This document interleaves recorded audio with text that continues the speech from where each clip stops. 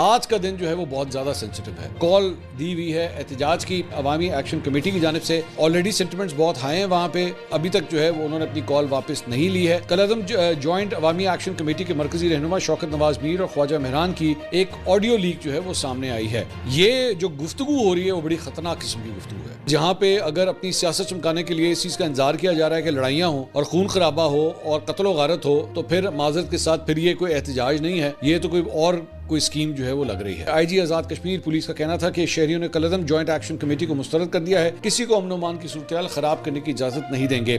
السلام علیکم ناظرین, میں ہوں منصور علی خان. اپنے ڈیلی چینل کے اوپر آپ کو خوش آمدید کہیں گے. پچھلے 12 گھنٹے کی عام خبروں کے ساتھ ایک دفعہ پھر آپ کے سامنے حاضر. آپ سے درخواست, چینل کو سبسکرائب کرنا مت بھولیے, بیل آئیکن پریس کیجیے. اگر آپ کو ہماری ویڈیو پسند آئے اسے لائک اور شیئر ضرور کیجیے گا.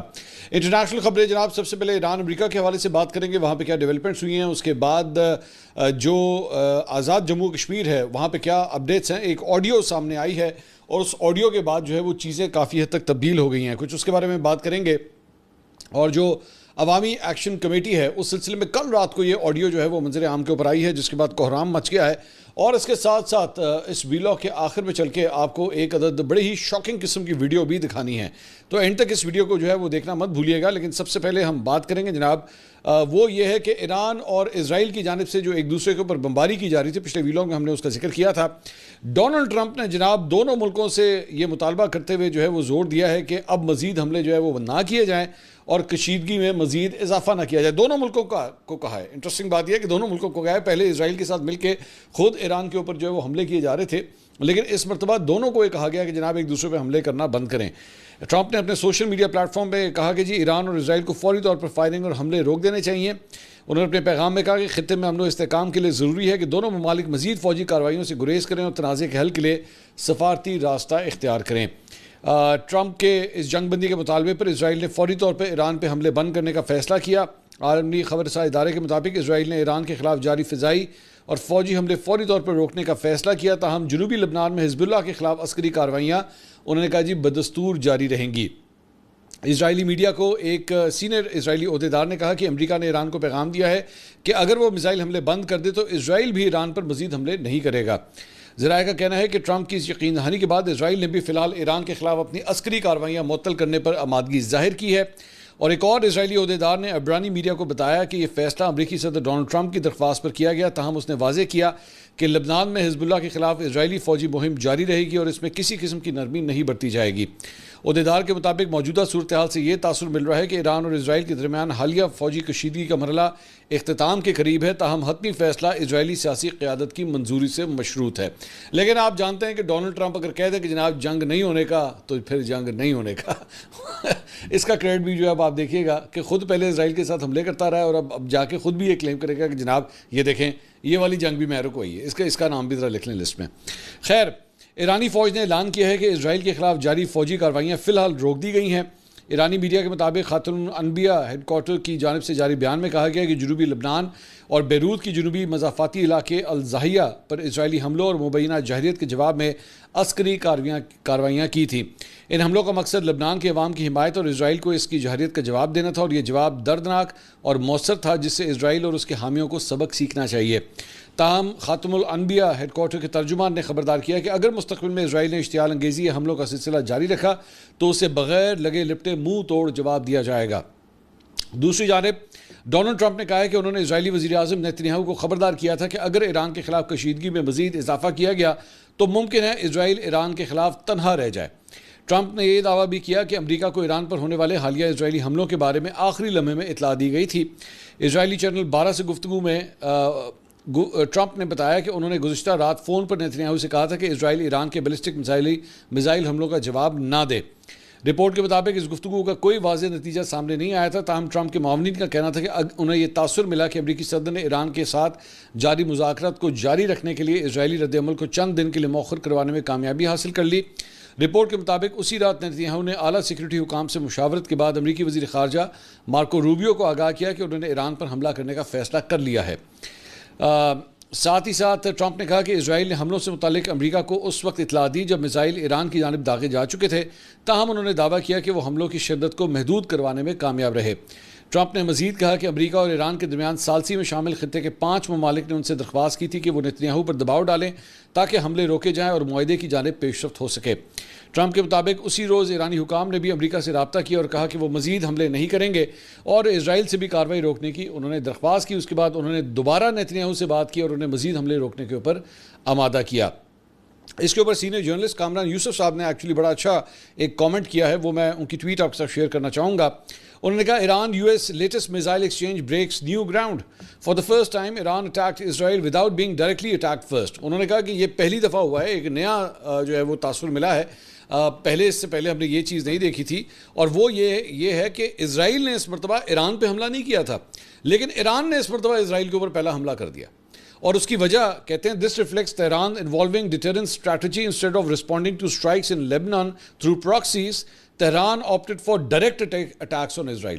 انہوں نے کہا کہ اس کی بہت بڑی وجہ یہ ہے کہ پہلے جب لبنان کے اوپر، بیروت کے اوپر جب حملے ہوتے تھے تو حزب اللہ جو کہ ایران کی ایک پراکسی ہے وہ آگے سے جوابی کارروائی کرتی تھی، لیکن اس مرتبہ ایران نے ایک پہلی دفعہ یہ کام کیا۔ انہوں نے کہا نہیں، اس مرتبہ ہم خود ان کو ڈائریکٹ اٹیک کریں گے، اسرائیل کے اوپر ڈائریکٹ ہم اٹیک کریں گے، کیونکہ اگر آپ نے لبنان کے اوپر جو ہے حملہ کیا تو ہم اس کا جواب ہم دیں گے، اس مرتبہ آپ کو حزب اللہ جواب نہیں دے گا، ہم جواب دیں گے۔ At the same time, Iran chose to focus only on Israel. It did not target US military bases or Gulf states. This was a calculated move and gamble that appears to have paid off. انہوں نے کہا اس مرتبہ انہوں نے کیا کام کیا کہ جو خلیجی ممالک ہیں آس پاس کے، ان کے اوپر حملہ نہیں کیا، جو امریکی بیسز وہاں پہ موجود ہیں ان کے اوپر حملہ نہیں کیا، ڈائریکٹلی انہوں نے اسرائیل کے اوپر حملہ کیا، اور انہوں نے کہا کہ ایران نے جو ہے یہ ایک گیمبل کیا، یہ انہوں نے ایک قسم کا جوا کھیلا کہ دیکھتے ہیں اس سے کیا ہوتا ہے، اور وہ اس کا فائدہ ہو گیا۔ اس کا فائدہ ہو گیا کہ امریکہ کی جانب سے کوئی جو ہے وہ بیچ میں اٹیکس نہیں کیے گئے، اور بلکہ امریکہ نے اسرائیل کو کہا کہ جناب آپ جو ہے یہ جنگ بندی کریں اور آپ ان کے اوپر اٹیک نہیں کریں گے۔ Finally, an unpopular take, the Iran-Israel escalation may actually hasten the diplomatic process leading to an interim deal.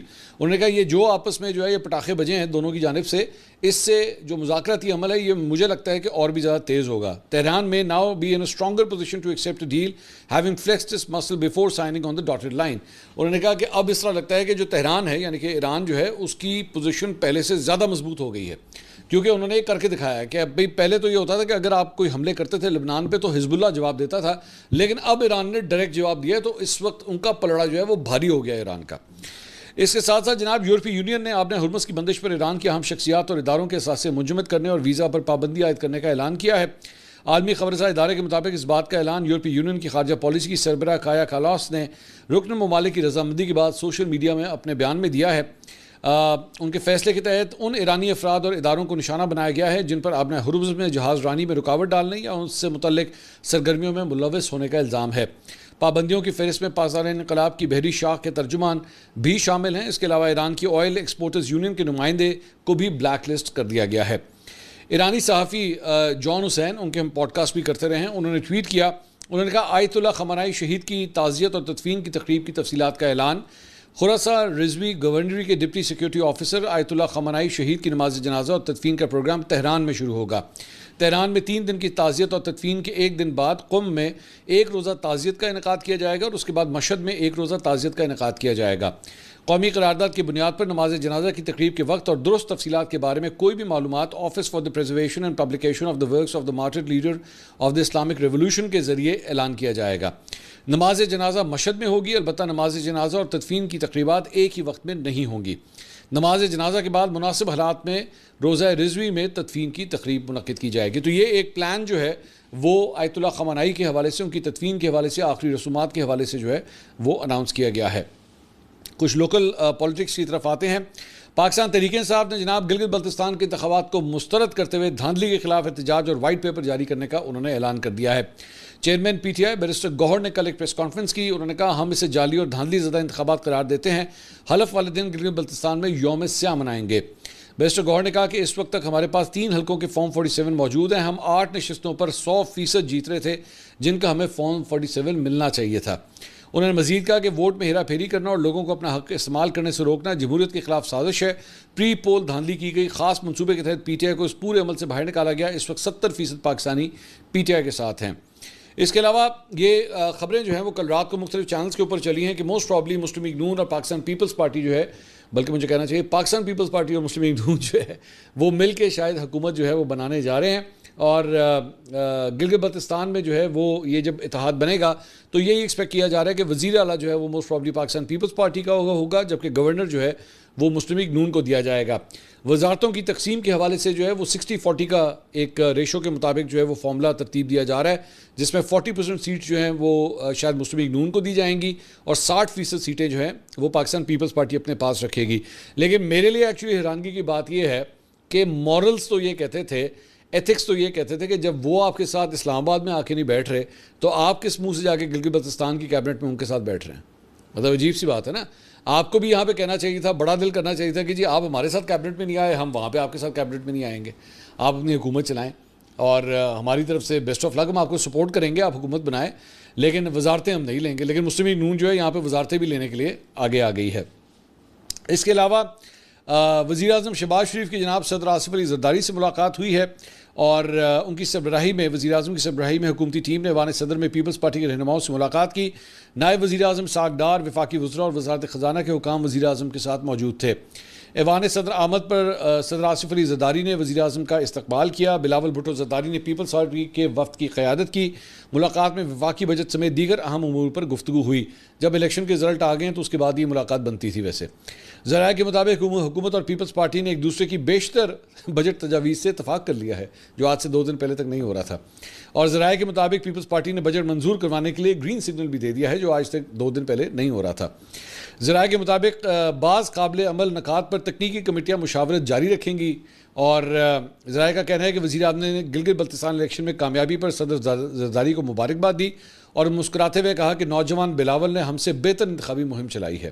کیا بات ہے. ذرائع کے مطابق آصف علی زرداری نے مسکراتے ہوئے جواب دیا کہ آخر بیٹا کس کا ہے. دوران اجلاس آزاد کشمیر کی صورتحال پر بات ہوئی. آصف علی زرداری اور بلاول بھٹو نے تجویز دی کہ آزاد کشمیر میں مذاکرات کا آغاز کیا جائے اور معاملات کو سیاسی طریقے سے حل کیا جائے. ذرائع کا کہنا ہے کہ اس بات پر اتفاق کیا گیا کہ معاملات کو مذاکرات کے ذریعے ہی حل کیا جانا چاہیے.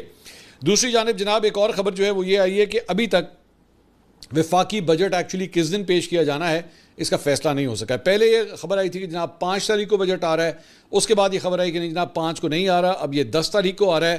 اب یہ خبر آئی ہے کہ جناب 10 تاریخ کو بھی یہ بجٹ نہیں آ رہا ہے.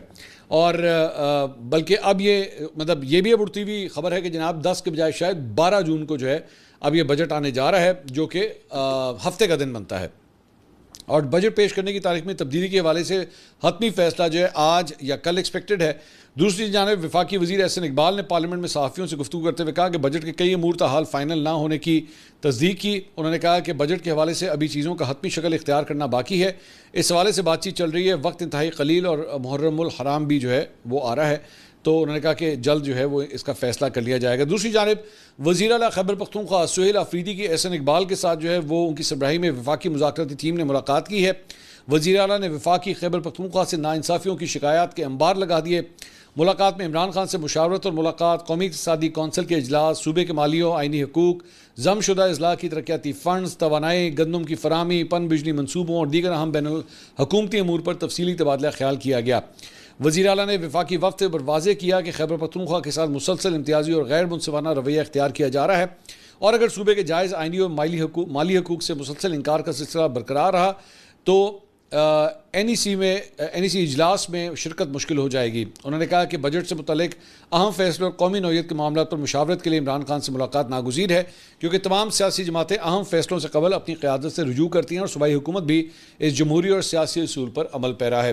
تو مجھے جو اچھی بات لگی وہ یہ ہے کہ کم از کم both of them are sitting together, دونوں ایک ساتھ بیٹھ رہے ہیں. میرا اختلاف ہے اس بات سے کہ جناب ایسا نہیں ہونا چاہیے کہ جناب آپ بیٹھیں ہی نہ ایک دوسرے کے ساتھ, آپ بیٹھیں, اپنے تحفظات رکھیں, کیونکہ بیسکلی آپ خیبر پختونخوا کے عوام کو جو ہے وہ ریپرزینٹ کر رہے ہیں اور آپ کا رائٹ ہے کہ آپ بیٹھ کے وفاق کے ساتھ جو ہے اپنی سفارشات کو رکھیے سامنے, اپنی شکایات کو رکھیے سامنے. یہ نہیں ہونا چاہیے کہ جی ہم بات نہیں کریں گے, اب ملیں گے نہیں, ایک دوسرے کی شکل نہیں دیکھیں گے. پالیٹکس اس طرح نہیں ہوتی ہے. سو یہ اچھا فیصلہ کیا وزیر اعلیٰ نے کہ انہوں نے جا کے احسن اقبال صاحب سے ملاقات کی ہے. اور دوسرا ایک اور اچھا کام جو ہے وزیر اعلیٰ خیبر پختونخوا نے کیا ہے وہ یہ ہے کہ انہوں نے مفتی محمود مرکز جو ہے وہاں پہ انہوں نے چکر لگایا، جہاں پہ JUIFA کے سربراہ مولانا فضل الرحمان سے جو ہے ان کی ملاقات ہوئی۔ دونوں رہنماؤں کے درمیان ملاقات میں باہمی دلچسپی کے امور، صوبائی حقوق کے حصول کے لیے مشترکہ جدوجہد پر تبادلہ خیال کیا گیا، اور اگلے مالی سال کے لیے وفاقی بجٹ، صوبے کے شیئر سے متعلق امور پر بھی گفتگو کی گئی۔ اب یہ ایک ایسی چیز ہے کہ جو علی امین گنڈا پور جب ہوتے تھے تو وہ یہ کام نہیں کرتے تھے، اور وہ ظاہری بات ہے ایک تو ان کے حلقے کی پولیٹکس کا بھی مسئلہ تھا کہ علی امین گنڈا پور کا مولانا فضل الرحمان صاحب کے ساتھ جو ہے میچ پڑتا تھا اپنے حلقے میں، تو یہاں پہ سہیل آفریدی صاحب نے جو ہے ایک نئی ڈیولپمنٹ کی ہے۔ سو یہ دو اچھی چیزیں جو ہے وہ سہیل آفریدی صاحب کی جانب سے کی گئی ہیں۔ انہوں نے کہا کہ خیبر پختونخوا کو NFC میں ضم اضلاع کا حصہ نہیں مل رہا، پنجاب حکومت نے خیبر پختونخوا کے عوام کے لیے گندم کی فراہمی بند کر رکھی ہے۔ PTI اور JUIFA کے سینئر رہنما بھی اس ملاقات میں شریک تھے۔ ویری گڈ، میں دوبارہ وہی کہتا ہوں کہ پولیٹکس از سم تھنگ جس میں آپ سب کے ساتھ جو ہے وہ میل ملاقات ضرور کرتے ہیں۔ اس کے علاوہ راولہ کوٹ آزاد کشمیر میں جو واقعہ پیش آیا تھا، جہاں پہ 4 جو سیکیورٹی اہلکار تھے وہ شہید ہوئے تھے، ان اہلکاروں کی نماز جنازہ جو ہے وہ ادا کر دی گئی ہے۔ ان کی نماز جنازہ سول لائنز راولہ کوٹ میں سرکاری اعزازات کے ساتھ جو ہے وہ ادا کی گئی۔ اس موقع پہ IG آزاد کشمیر پولیس کا کہنا تھا کہ شہریوں نے کالعدم جوائنٹ ایکشن کمیٹی کو مسترد کر دیا ہے، کسی کو امن و امان کی صورتحال خراب کرنے کی اجازت نہیں دیں گے۔ ترجمان آزاد کشمیر حکومت کا کہنا ہے کہ کشمیر کے عوام نے احتجاج کی کال مسترد کر دی ہے۔ آزاد کشمیر کے مختلف اضلاع اور کوہالہ میں زندگی معمول کے مطابق اب رواں دواں ہے، لیکن امپورٹنٹ بات یہ ہے کہ آج ہے جناب 9 تاریخ، اور آج جو ہے وہ کال دی ہوئی ہے احتجاج کی عوامی ایکشن کمیٹی کی جانب سے۔ آج کا دن جو ہے وہ بہت زیادہ سینسٹیو ہے، کیونکہ آلریڈی سینٹیمنٹس بہت ہائی ہیں وہاں پہ، اور آج ابھی تک جو ہے وہ انہوں نے اپنی کال واپس نہیں لی ہے، اور جو کچھ اس وقت ہونے جا رہا ہے میری نظر میں آج کا دن جو ہے وہ بڑا امپورٹنٹ ہوگا۔ ہم بلکہ کوشش کریں گے کہ آپ کو دن بھر جو ہے ویلاگس کے ذریعے، شاید ہم 2 سے زیادہ بھی ویلاگس کریں اور آپ کو اپڈیٹ رکھ سکیں کہ آزاد کشمیر سے ہمارے پاس کم از کم جو ہے وہ کیا رپورٹس آ رہی ہیں۔ لیکن اسی دوران کالعدم جوائنٹ عوامی ایکشن کمیٹی کے مرکزی رہنما شوکت نواز میر اور خواجہ مہران کی ایک آڈیو لیک جو ہے وہ سامنے آئی ہے۔ اب یہ آڈیو ظاہری بات ہے یہ مختلف ٹیلی ویژن چینلز کے اوپر چلی ہے، اس کا ظاہری بات ہے ایک فورنزک ہونا بہت ضروری ہے کہ یہ آوازیں جو ہیں وہ جینون ہیں یا نہیں ہیں، لیکن اگر یہ جینون ہیں، میں ظاہری بات ہے ہمیشہ ایک مبینہ کا لفظ جو ہے بیچ میں مجھے استعمال کرنا پڑے گا، یہ جو گفتگو ہو رہی ہے وہ بڑی خطرناک قسم کی گفتگو ہے مبینہ طور پہ۔ اب اس میں کیا گفتگو ہو رہی ہے ذرا سنیے گا ذرا۔ میرپور اور مظفر آباد اس وقت تک ایکٹیو نہیں ہو سکتا جس وقت تک جس تعداد دے وچ جہاں نا پارٹیاں آن کے بٹھا چھوڑیاں نہ سن راولہ کوٹ دے اندر یا میرپور دے اندر کوٹلی یا مظفر آباد دے وچ، اور راولہ کوٹ ایک ایونٹ ہو جاتا ہے، لوگ اس ایونٹ کی وجہ سے اگریسو ہیں، ٹھیک ہے، جب تک ایک بڑے پیمانے تے اتھے لڑائی نہیں سٹارٹ ہوگی، میں تمہیں کھل کے گل دس رہا ہوں، اس وقت تک میرپور اور مظفر آباد کوئی نہیں کر رکھتا، کسی نہیں کرتا، طریقے نال کر، پھر طریقے نہ کر، لیکن یہ دیکھ لیں کہ اتنے ٹروپس کتنی ہیں، اتنا ٹروپس ہیں یا نہیں ہیں، نہ رات آئی نہ رات پھرنے رہے، نہ ماڑے پر تقریباً 10 منٹ ڈرون پھرنے رہے صبح تک۔ پہلے چیک کرو، ادھر رکھی کرو کہ اتنا کتنے لوگ ہیں، کس پوزیشن میں سول کپڑے چین کس طرح ہیں، پھر پروگرام کا فیصلہ کریں، اس طرح جذبات اتنا کریں فیصلہ۔ شاید دیکھو نا، میں یہی کہہ رہا ہوں، دیکھو میں یہی کہہ رہا ہوں نا کہ یہ ڈیپینڈ کس اوپر کرتا ہے جتنے ڈیڈ باڈی پی دی ہے، گل کیوں نہیں سمجھ رہے تمہیں بھی سر؟ میں بھی یہی تمہیں کہہ رہا نا کہ تساں اج راولہ کوٹ دیکھو، راولہ کوٹ میچ لگ سی تو اگلی گل بن سی، اگر راولہ کوٹ میچ نہیں لگتا اسی کچھ بھی نہیں کر رکھتے۔ تو یہ جناب آپ نے ان کی گفتگو سنی، اس سے آپ کو آئیڈیا ہوتا ہے کہ چیزیں جو ہے وہ کس حد تک ایسکولیٹ کر رہی ہیں۔ اب اگر یہ آڈیو ساری جینون ہے اور یہ جن 2 صاحب کے حوالے سے بتایا جا رہا ہے کہ ان کی آپس میں گفتگو ہے، تو پھر تو بہت ہی خوفناک اور خطرناک قسم کا پلان ہے بھائی، یہ کہ مطلب جہاں پہ اگر اپنی سیاست چمکانے کے لیے اس چیز کا انتظار کیا جا رہا ہے کہ لڑائیاں ہوں اور خون خرابہ ہو اور قتل و غارت ہو، تو پھر معذرت کے ساتھ پھر یہ کوئی احتجاج نہیں ہے، یہ تو کوئی اسکیم جو ہے وہ لگ رہی ہے۔ لیکن دوبارہ میں یہ بات کہوں گا کہ obviously it is very important کہ اس آڈیو کی فورنزک ویریفیکیشن جو ہے وہ ضرور ہونی چاہیے، تاکہ دیکھا جا سکے کہ جن لوگوں کے بارے میں یہ کلیم کیا جا رہا ہے کہ یہ ان کی آڈیوز ہیں، یہ ان کی آڈیوز ہیں بھی یا نہیں ہیں، اور یہ آڈیوز کس طرح ریکارڈ ہوئی ہیں، کیا یہ اوپن لائن کے اوپر ہو رہی تھی؟ مجھے تو ایک اور بات کا شک ہے کہیں واٹس ایپ کے اوپر ہی گفتگو ہو رہی تھی کہ اس کے باوجود جو ہے وہ ریکارڈنگ ہوئی ہے، آئی ڈونٹ نو، مجھے نہیں پتا۔ بہرحال یہ جو ہے وہ تفصیلات یہ اس آڈیو کے ذریعے جو ہیں اور اس وقت یہ کافی حد تک جو ہے وہ ڈسکس کی جا رہی ہیں۔ اس کے علاوہ ایک اور جو انٹرسٹنگ خبر ہے وہ ہے جناب ریل اسٹیٹ کے حوالے سے، اور وہ یہ ہے کہ نیب نے ریل اسٹیٹ میں فائل کلچر ختم کرنے اور نقد جائیداد خرید و فروخت پر پابندی کا جناب اعلان کر دیا ہے۔ چیئرمین نیب نذیر احمد نے ریل اسٹیٹ سیکٹر میں فائل کلچر کے خاتمے اور جائیداد کی نقد خرید و فروخت پر پابندی کے اقدامات کا اعلان کرتے ہوئے کہا کہ آئندہ 4 سے 5 ماہ کے بعد پلاٹوں کی فائلوں کی کوئی قانونی حیثیت نہیں رہے گی۔ Lahore chamber of commerce and industry میں خطاب کرتے ہوئے انہوں نے کہا کہ ریل اسٹیٹ سیکٹر میں شفافیت لانے کے لیے ہر پلاٹ کو بار کوڈ والا منفرد نمبر الاٹ کیا جائے گا، جبکہ ون ونڈو نظام سمیت جامع اصلاحات بھی متعارف کرائی جائیں گی۔ اب ظاہری بات ہے اس کی ڈیٹیلز ابھی تک انہوں نے جو ہے وہ شیئر نہیں کی ہیں کہ what does he mean by that کہ جناب فائلیں جو ہیں ان کی کوئی ویلیو نہیں رہے گی، کیونکہ یہاں پہ تو لوگوں نے کروڑوں اربوں روپے کی فائلیں خریدی ہوئی ہیں۔ آئی ڈونٹ نو اس کا کیا مطلب ہے، اس کی ڈیٹیلز ابھی آنا بہت ضروری ہیں، لیکن اگر آپ کے پاس یہ فائل ہے تو میرے خیال میں آپ ذرا تھوڑا سا اخباروں کو پڑھنا شروع کر دیجئے، کیونکہ نیب کے چیئرمین جو ہے وہ یہ بات کہہ رہے ہیں۔ بہرحال ہم اس کی ڈیٹیلز جو ہے نیب سے بھی پتہ کرنے کی کوشش کریں گے، میں کوشش کروں گا کہ نیب کے چیئرمین سے جو ہے وہ خود ڈائریکٹلی بات کی جائے۔ دوسرا ایک اور بڑی اہم خبر آپ کے لیے ہو سکتی ہے، اور وہ یہ ہے کہ قومی اسمبلی کی قائمہ کمیٹی برائے غذائی تحفظ کے اجلاس میں جوسز بنانے والی کمپنیوں کی جانب سے آم کے گودے کے بجائے مصنوعی ذائقہ استعمال کرنے کا انکشاف ہوا ہے۔ مطلب ٹیسٹ کے لیے جو ہے وہ کچھ اور کیمیکلز کا جو ہے وہ استعمال کیا جاتا ہے، ایکچوئل اصل جو پلپ ہے، مینگو پلپ ہے، اس کا استعمال کم ہوتا جا رہا ہے، اور یہ بڑے انٹرسٹنگ فگرز جو ہیں وہ سامنے آئے ہیں۔ اس میں پاکستان مینگو ایسوسی ایشن کے صدر ملک جہاں زیب نے بریفنگ دیتے ہوئے کہا کہ ملک میں آم کے گودے یعنی کہ مینگو پلپ کی مقامی کھپت تقریباً 1,80,000 ٹن تھی۔ دوبارہ نمبر سنیے گا، 1,80,000 ٹن تھی۔ تاہم 2022 میں آم کے گودے کی کھپت اور فروخت میں مسلسل کمی آ رہی ہے، اور یہ گھٹ کر اب 18,000 سے 20,000 ٹن کے درمیان صرف رہ گئی ہے، جبکہ سال 2026 میں تخمینہ ہے کہ آم کے گودے کی کھپت میں مزید کمی واقع ہوگی۔ آگے وہ یہ کہتے ہیں کہ جی بیسیکلی جوس بنانے والی جو کمپنیاں ہیں وہ مبینہ طور پہ جو ہے وہ مصنوعی فلیور استعمال کر رہی ہیں، اور جس کی وجہ سے اصل جو مینگو پلپ ہے اس کو نہیں استعمال کیا جا رہا، اور وہ یہ کلیم کرتے ہیں کہ جناب یہ جس قسم کے کیمیکلز جو ہیں وہ استعمال کیے جا رہے ہیں، جو فلیور انہانسنگ کیمیکلز ہیں، اس کی وجہ سے بیماریاں جو ہیں وہ مزید بڑھ جاتی ہیں۔ تو یہ بڑا ایک حیران کن انکشاف جو ہے وہ سامنے آیا ہے۔ اس کے علاوہ جناب ایک ویڈیو فوٹیج یہ آپ کو دکھانا چاہیں گے فلپائن کی، جہاں پہ ایک زلزلہ آیا تھا۔ اس زلزلے کے بعد جو ہے یہ بڑی انٹرسٹنگ فوٹیج ہے، جس کے اندر دیکھا جا سکتا ہے کہ یہ جو بلڈنگ ہے اس کو ذرا غور سے اگر آپ دیکھیں تو یہ بلڈنگ ایکچولی موو کر رہی ہے یوں۔